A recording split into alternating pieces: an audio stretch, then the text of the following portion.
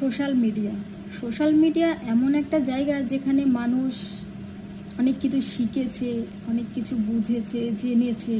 অনেক কিছু অজানা ছিল, এখান থেকেই জেনেছে, বুঝেছে, শিখেছে। কেউ নিজের মনের দুঃখ প্রকাশ করেছে, কেউ নতুন জীবন থেকে শুরু করে ধ্বংস হওয়া পর্যন্ত এখানে শেয়ার করেছে। অনেকে উন্নতি করেছে, অনেকে অবনতি করেছে। যা কিছুই আছে এই সোশ্যাল মিডিয়া থেকে আমরা অনেক কিছু বিষয় তথ্য জানতে পারি, অনেক অনেক কিছু আমরা জানতে পারি। তো অনেকেই তো অনেক কিছু শেয়ার করে, তো হয়তো সবার একটা বিশেষ ভালো লাগবে না, তবুও সবার জন্য নয়। যার ভালো লাগবে সে দেখবে, যার ভালো লাগবে না সে দেখবে না। আজকে আমি আমার নিজের একটা ব্যক্তিগত কিছু কথা শেয়ার করতে চাই। সেটা হয়তো সবার ভালো লাগবে না, কিন্তু তাও আমি শেয়ার করতে চাই, কারণ আমি আজ আছি, হয়তো কাল নেই।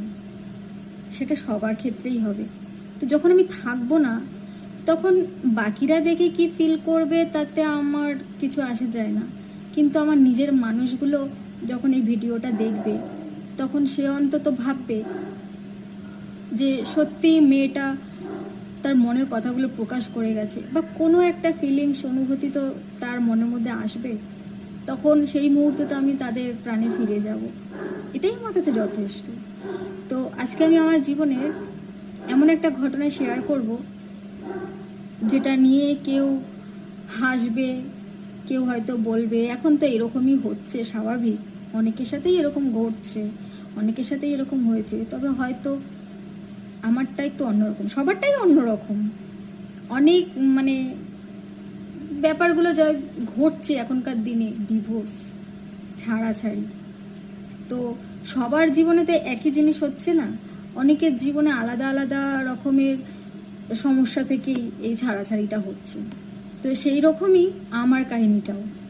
হয়তো অনেকেই ভাববে ধুর, সেই একই ঘটনা, ছাড়াছাড়ি, কান্নাকাটি। তবে হ্যাঁ, মানুষ একটাই তো একটা জায়গা যেখানে মানুষ মনের যন্ত্রণাটা শেয়ার করতে পারে, মনের কথাগুলো শেয়ার করতে পারে। তো আর দেরি করব না, আজ আমি আপনাদের কাছে আমার ঘটনাটা বলবো। আমি একটা খুবই গরিব ঘরের একটা মেয়ে। আমরা 2 বোন, 1 ভাই।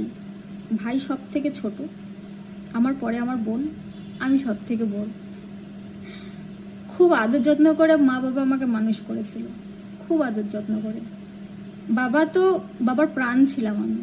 3 ছেলেমেয়ের মধ্যে বাবার প্রাণ আমি ছিলাম। বাবাকে কারোর সাথে আমি শেয়ার করতাম না, এরকমভাবে বাবার সাথে মিশেছিলাম। তো